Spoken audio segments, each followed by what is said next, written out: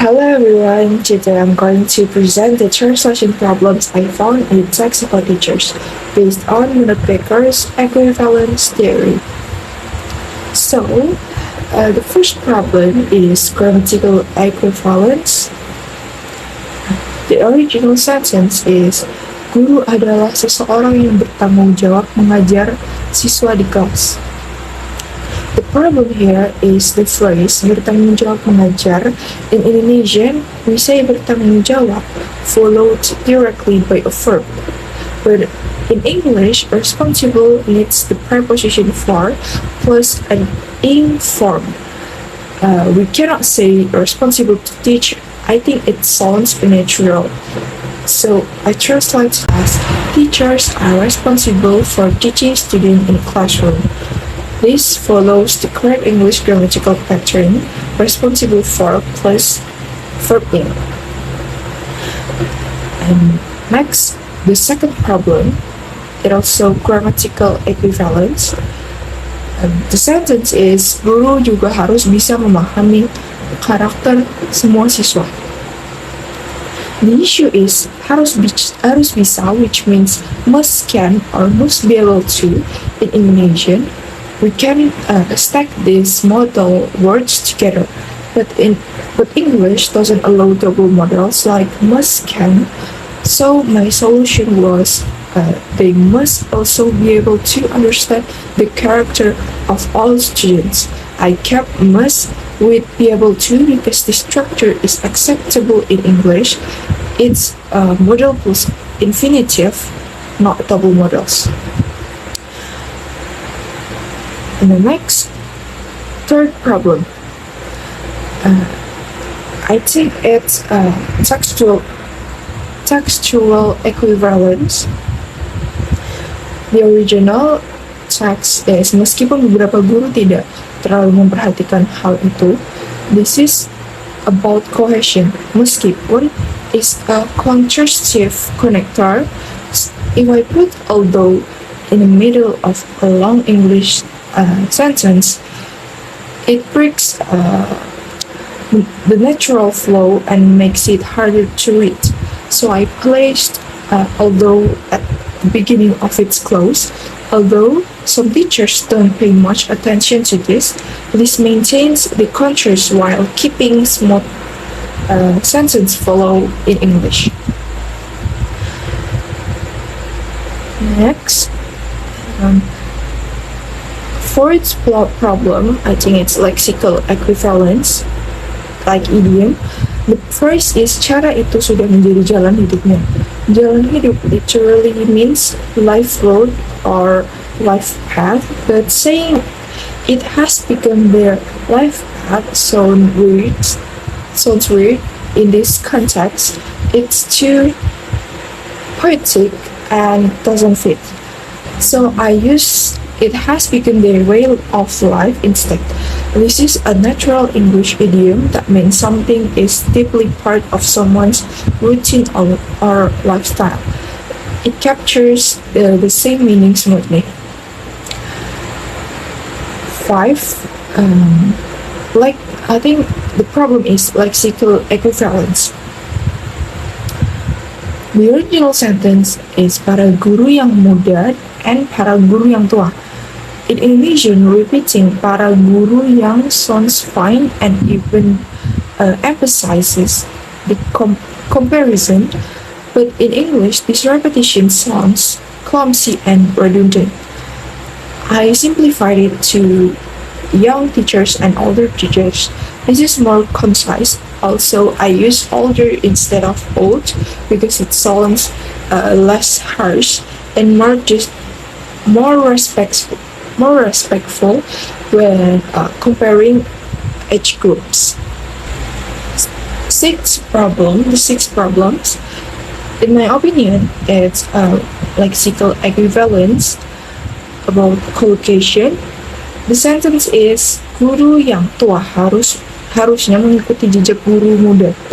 Mengikuti jejak means following footsteps. English has this idiom too, but we need the complete natural form with the right prepositions. My translation: older teachers should follow in the footsteps of young teachers. The key is including in and of. We can we say follow in the footstep of someone, not just follow footstep. This is the proper English collocation. Seventh, in my opinion, it's a grammatical equivalence.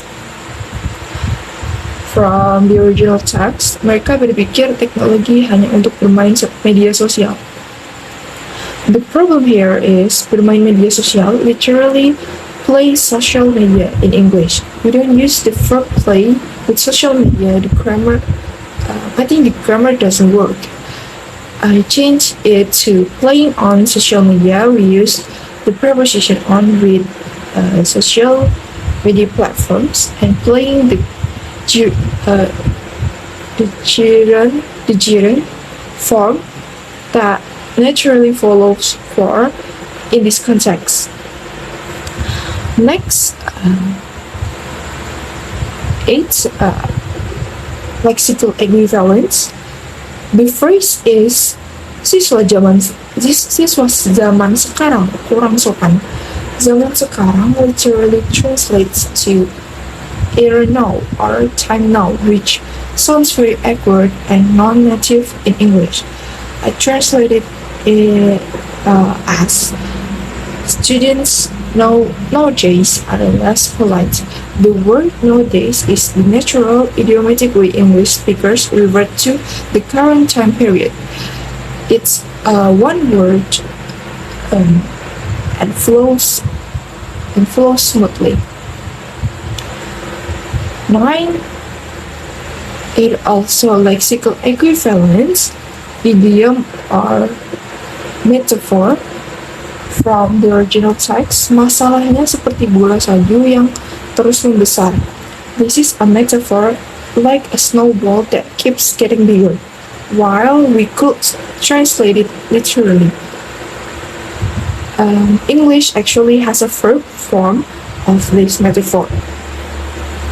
I used to problems keep snowballing. In English, snowball as a verb means to grow rapidly and progressively. Just like a snowball rolling down a hill. This is more concise and natural than the literal translation. 10. It's textual equivalence. The sentence is, ada guru yang kemarin mencoba. Kemarin literally means yesterday, but in this context, it doesn't mean literally yesterday. It means sometime in the recent past. Using yesterday would be misleading and too specific. I translated it as, there was a teacher who recently tried. The word recently indicates the near past without being overly specific. I also used past tense was to maintain textual coherence throughout. The next problem, grammatical equivalence. The original sentence is, guru itu berkata bahwa hasilnya sangat efektif meskipun dia hanya mencoba sekali. Indonesian, dia is gender neutral. It can mean he, she, or they. But English requires us to choose a gendered pronoun. Without knowing the teacher's gender, I had to make decisions. So I use he as a conventional choice that teachers said the results were very effective even though he only tried it once.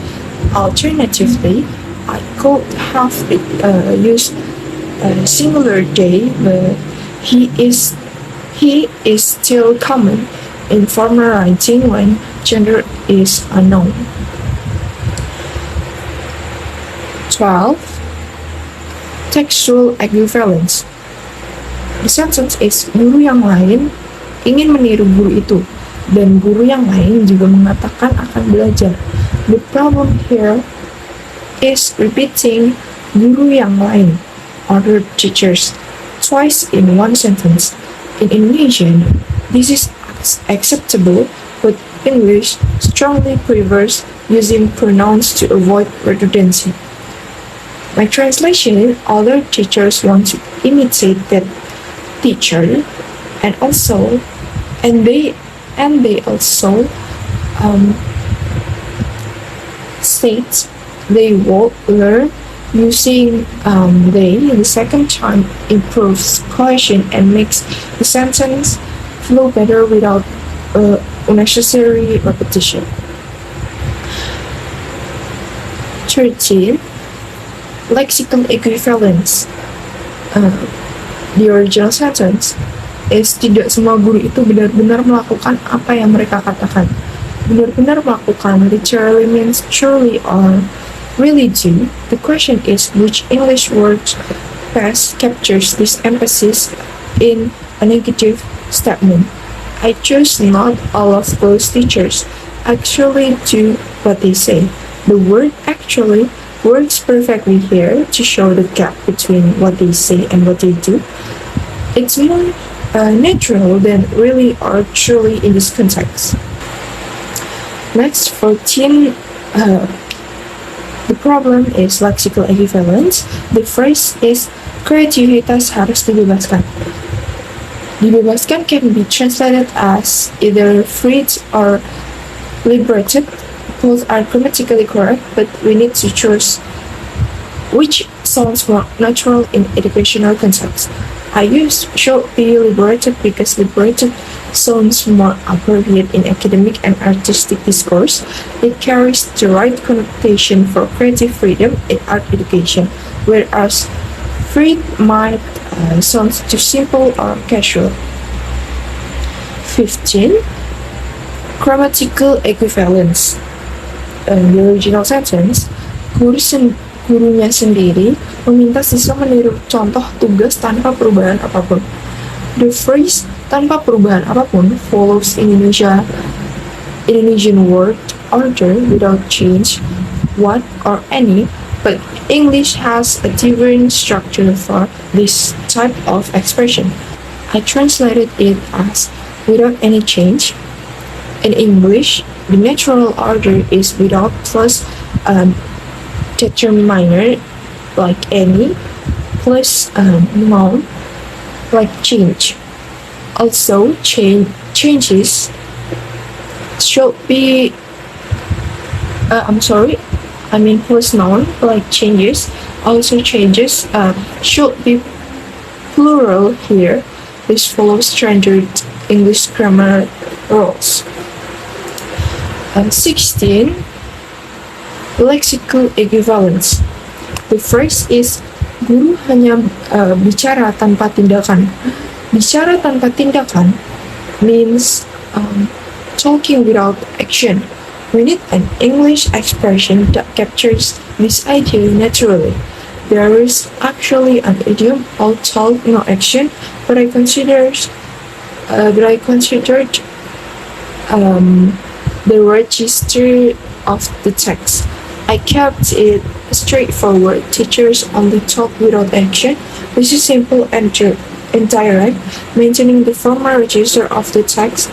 The idiom would have been too casual for an academic discussion. 17. Lexical equivalence. The original sentence, jika mereka tidak berubah, maka mereka akan ketinggalan kereta. Ketinggalan kereta literally means miss the train. This is an Indonesian idiom for missing an opportunity of or being left behind. But English has a different transportation metaphor. I used miss the boat instead. This is the standard English idiom with the same meaning, missing an opportunity or failing to keep up with changes. Even though Indonesian uses train, English uses boat for this expression. 18. Pragmatic equivalence. The last phrase is yang penting mengajar. urusan lain belakangan. This reflects a casual, dismissive attitude. The structure yang penting needs to be rendered in a way that preserves both the meaning and the pragmatic tone of brushing off other responsibilities. My translation: the important thing is teaching, the other matters can wait. This captures the dismissive priority setting attitude naturally in English. It maintains the informal register while being grammatically correct and showing the same pragmatic meaning. So that's all. I identified 18 main problems across four types of equivalence: grammatical equivalence for structural and grammar differences, lexical equivalence for word choice, collocation, and idioms, textual equivalence for coherence and text flow, pragmatic equivalence for tone and contextual meaning. This problem shows that translation is not just about replacing words, it's about transferring meaning naturally while respecting the rules and conventions of the target language. And thank you for listening, and thank you for the attention. Thank you.